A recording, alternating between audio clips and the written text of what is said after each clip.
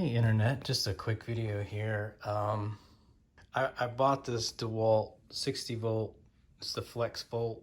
The first thing you're gonna do is pick these up and walk these over to your recycle bin.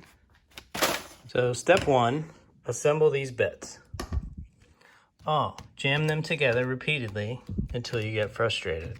Step two, come online, find this video, and realize that, well, it looks like this pole goes all the way through and you're confused. Why wouldn't they put holes in there for this pin to go? Why do I have to unassemble all of this?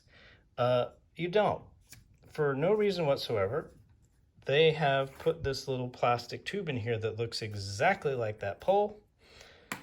And now you're free to attach the bits. Step three, take this little plastic piece and throw it as far as you want.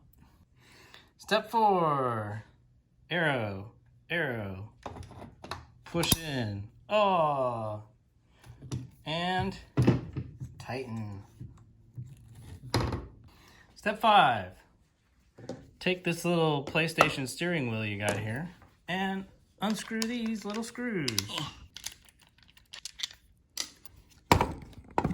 2 hours later. Step six, now that you've calmed down a little bit, let's attach this on here, shall we?